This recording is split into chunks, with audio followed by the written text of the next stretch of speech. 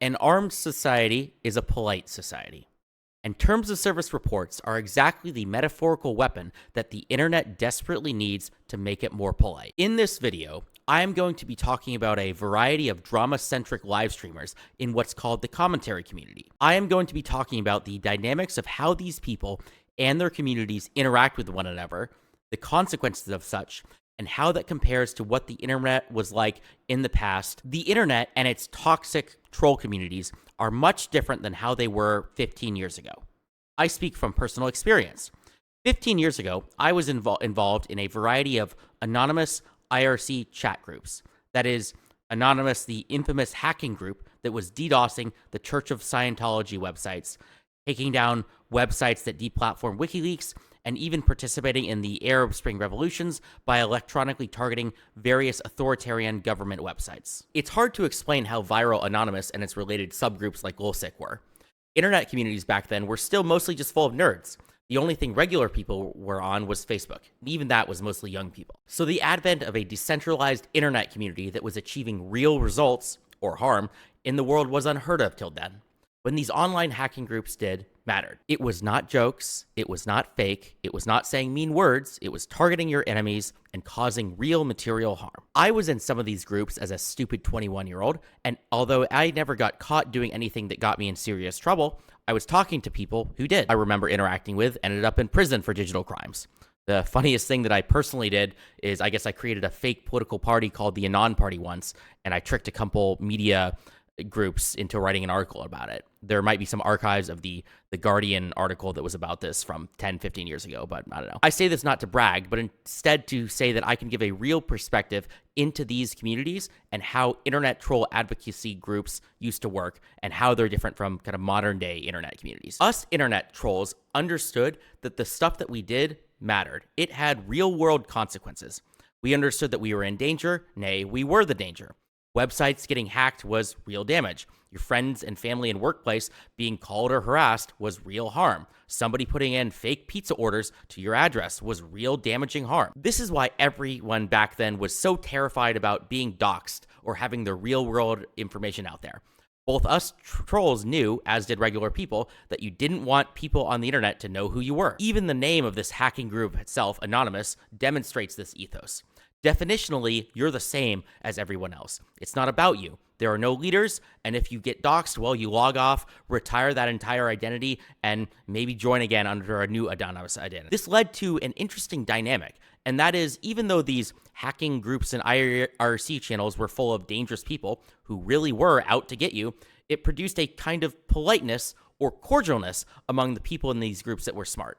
If you were smart, you didn't pick fights with other people, because that other person could be anybody. They could come after you. They could be a master hacker for real. They could harm you, dox you, send harassment towards your family, DDoS you, the works. Now, some people did still pick fights. These were anonymous hacking IRC channels after all, but the people who picked fights didn't tend to last very long. Someone would put their hand on the stove, get burnt, because they unnecessarily pissed off the wrong person, and then they would disappear from the community forever. There was a feedback loop, and it stopped the most toxic of the most toxic from infinitely attacking everyone in the community forever. So when the rest of the community observed some toxic idiot pissing off the wrong person and then getting completely pwned in return, what we did is we laughed at them. We called them the R-slur. We called them stupid, because they were. What are you doing? Joining a hacking IRC channel, pissing off a bunch of people, especially when you don't even know how to use a VPN or protect your personal information otherwise. In other words, we lived by the ethos of talk shit, get hit. F around and find out. If you spam slurs against people for weeks on end, well, you better watch your back, because we're going to come after you, and it won't be merely by calling you a slur back in return. This dynamic is very different than modern, safe online communities, which we will get to. Additionally, there weren't many true leaders. If you wanted to start some hacking operation or internet advocacy campaign against a target, legit or otherwise, you either had to do it yourself or convince other people. There weren't many cult leaders, or as we call them, influencers these days, who could instantly mobilize people to do exactly what they wanted, no matter who they targeted or what the campaign is. And for the few leaders that did exist, they had the chops to back it up. The master hackers from LulzSec or similar. They weren't influencers who were just entertaining. They actually did walk the walk. They didn't have the true unaccountable power that comes from having an army of loyal followers, but they were able to mobilize people towards their goals a bit better than others. That was the old internet. Let's talk about the new internet and its troll communities now. Large-scale, powerful, decentralized, and anonymous internet groups basically don't exist anymore. The only ones that come close are 4chan and maybe Kiwi Farms, and 4chan is frankly a shell of its former self. But even these communities these days feel much more nihilistic and uncaring than previous internet groups. The modern day internet troll or snark or advocacy groups are dominated by one thing, and that is influencers these days. Influencers just didn't exist 15 years ago. Yeah, there were celebrities, but celebrities were distant from their fans. They weren't interacting with them every day or directing their communities in discords like the micro celebs of today do. What is called the commentary community, as well as snark communities, most demonstrates how the new internet troll communities operate today in a way that is significantly different than old internet troll communities like Anonymous. The commentary community is a group of extremely online drama influencers and their communities that comment on the latest internet controversy of the day. That's still kind of vague though, as a lot of people talk about viral dramas. That's why they're viral. But imagine people who don't just give a 10-minute summary, but instead spend hours and hours going over leaked logs of random internet beefs, as well as doing responses to a response of a video, along with getting into Twitter fights every day and just incestually talking to each other about each other in the most terminally online way possible. The people that I'm thinking of are influencers like Nicholas Diorio, Chud Logic, Turkey Tom, Queeman, Augie, JSDLK, those people. These are just the people that I've either personally interacted with or watched, and I do not know the full extended cinematic universe of every single commentator creator though. I'm still going to talk about these people as an examples because I, know about them. These groups and their communities stand in stark contrast to how past internet troll groups work. This is for multiple reasons. Number one, of course, these communities are led by an influencer whose job it is to do this. These people are usually not anonymous. They can gain or lose followers, but this is not a decentralized, amorphous group dependent on a common goal. The communities exist around a single person or live stream or in their kind of Discord, and the leader can kick people out. This leads to a large amount of influence that the influencer has over these people who will do what they ask, say the arguments that they make, and if they step out of line, they'll just get kicked out. This relationship is mostly one way. Real significant consequences or feedback comes less from the fans and more from other creators. And two, it's content, not reality. People join these communities because it's entertaining. They saw a YouTube video, a clip, a tweet, a live stream, and they joined not for a common cause or goal, but just because it's fun. And although somebody may be a fan of certain creators, the people on screen are barely real to the viewers. And this is regardless of the seriousness of the content or drama that the creators are involved in. Sure, sometimes the content or drama is simply two influencers talking shit about one another on Twitter, but other dramas or content will be about if a content creator sexually assaulted somebody or not. And even for a serious topic like that, this really is just entertainment for most people. It rarely occurs to viewers that these are real people taking real action and levying serious allegations against others that have material consequences. I'll go over a terminally online example that recently just happened to prove this. Recently, there was a scandal where Turkey Tom got accused of sexual assault by multiple women. A bunch of people jumped onto this controversy and had videos out within days, if not hours. And later on, Turkey Tom came out with a response video that was well received by the public. And now people are saying that the assault allegations were false and then people jumped the gun on concluding things. I haven't spent the hours reading the details of this situation, so I have no idea if the accusations were true or if he was redeemed. But what I can say is that the situation is serious. It is a big deal if somebody sexually assaulted multiple people, or if there were multiple false allegations of sexual assault against somebody. Both are serious. It's not just content. Either situation could ruin lives, and I think it's important to get that stuff right. But most viewers don't think of it that way. It's just entertainment for people. Another interesting dynamic about these influencer and snark communities is toxicity on levels that surpass even the most obviously toxic ones like 4chan. Sure, these communities are too woke to call you the F-slur, but if you interact with them, there's about a 50-50 chance that they will immediately call you a pedophile. Here is a tweet from Chud Logic that demonstrates this. I disagreed with him on a recent TOS strike that happened to him on his channel, where I said that if he didn't want to get a strike, maybe he shouldn't be so aggressive with either his content or his stream title. And he immediately ignored the substance of the point and just called me a pedophile. The content creator also has an infamous Discord channel called Spicy Chat that throws around these insults like candy. And multiple other of these commentary community people like Queeman, Augie, and JSTLK have toxic communities that the creator is at the very minimum okay with being associated with. These communities will do everything up to but right before direct doxing, which the creator will usually explicitly disavow as long as it's not happening directly in that community. But they basically endorse everything up to that point. As long as somebody doesn't cross that one line, everything else is completely fair game for infinite levels of toxicity. And I think this dynamic is bad, even if the creator themselves does not reach the same level of toxicity as their community. And these communities act this way because, one, they think it's all just fun and games and there are no consequences to their actions, and two, there isn't anyone bringing the find out part to them after they have effed around. That mostly applies to the random community members, though. For content creators, there can be a clear financial and clout incentive to constantly making your content more and more edgy, to have crazier titles, more controversial takes, and make bigger and worse insane attacks against other content creators. In the past, the feedback loop that would prevent people from being like this was that you'd get, doxxed and harassed in return. And the modern day equivalent consequence that I advocate for in response to this behavior is mass on-platform terms of service reports against the offending parties. Yes, mass reporting. Both because you're allowed to do reports, it's obviously not illegal to go through proper recommended TOS channels to report somebody, and also because somebody getting their account banned can be a serious consequence that causes a person real harm. And you are intentionally causing this real harm to your target for the same reason that people were getting doxxed back in the old school, internet hacking forums.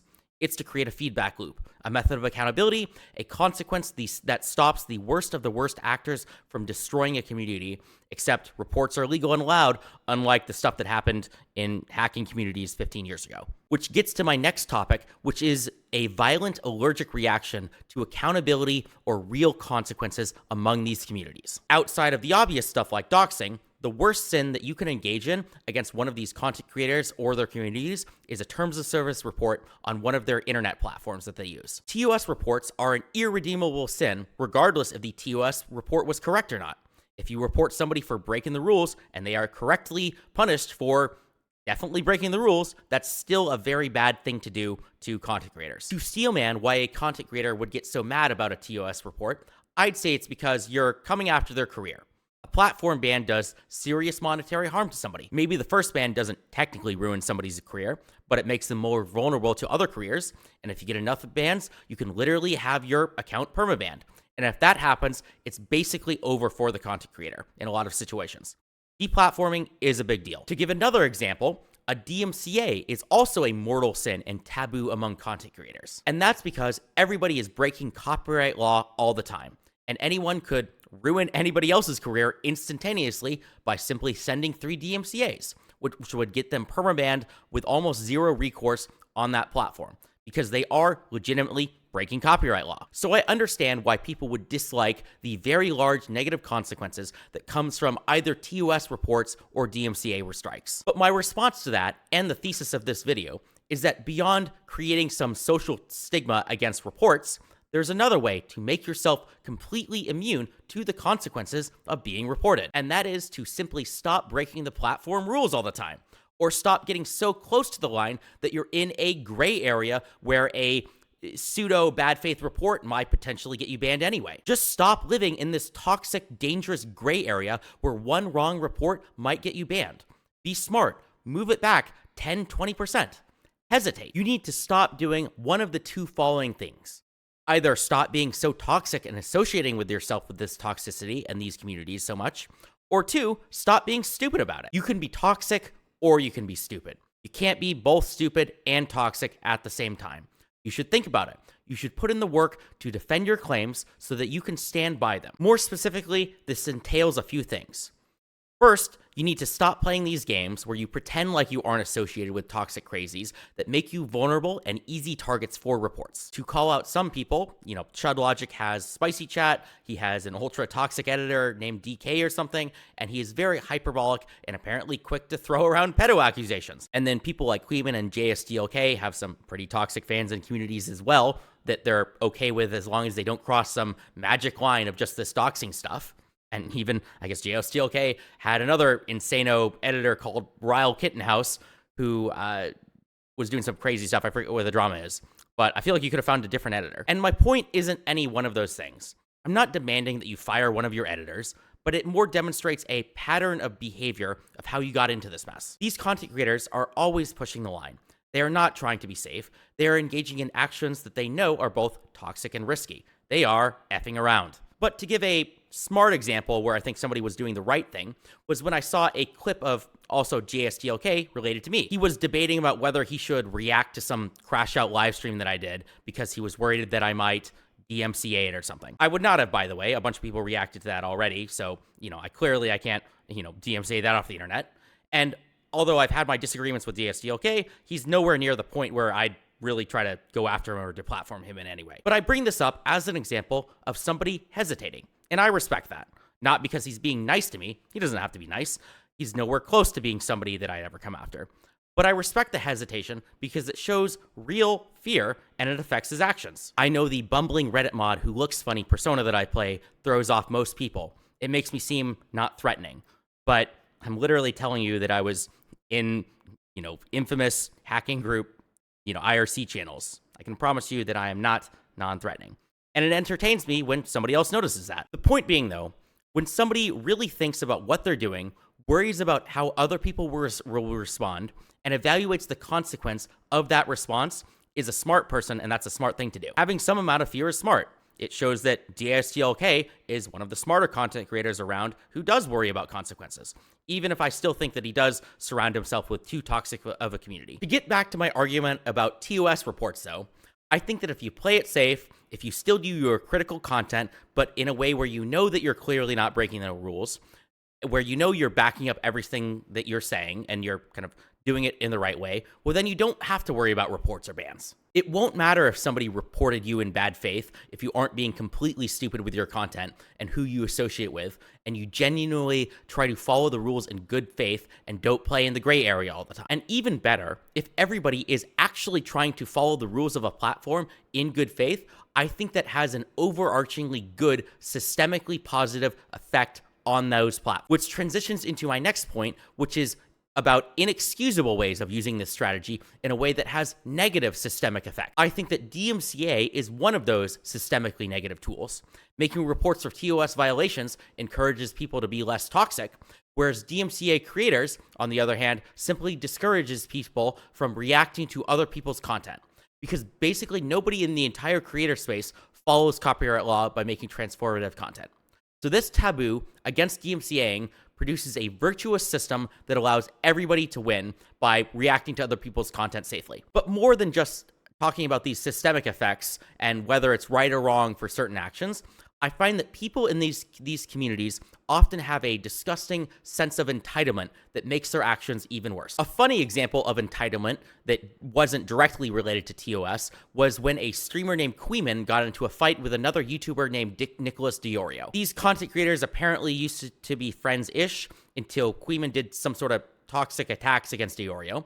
So Diorio decided that he had had enough with this Queeman guy and decided to stop talking with him or interacting with him at all. And so him walking away was apparently some huge drama. It was a major fox po for Diorio to simply not like a person and no longer want to interact with them. This guy Queeman was so allergic to consequences to his actions, so entitled to his constant attacks against everybody else, that was the drama. The fact that somebody of their own accord just decided that you are a horrible person and that they don't want to interact with you. It's just an absurd levels of entitlement. You don't get to attack everybody else infinitely and then expect there's not going to be some sort of response. In conclusion, I think that modern internet communities allow people to infinitely escalate toxicity and pretend like it doesn't matter. There is no feedback loop or consequence to being a jackass to everybody around you. In the past, these consequence feedback loops allowed old school communities like illegal anonymous hacking groups to remain surprisingly cordial given what those communities were about. And I argue that we need more such feedback loops in the modern internet era. It doesn't have to be hacking groups doxing and harassing you anymore. Instead, I think that simply using the modern day TOS reporting systems on existing platforms is enough to push the internet to a better place. And I hope more people do that, or at least try to be less toxic themselves. Thanks.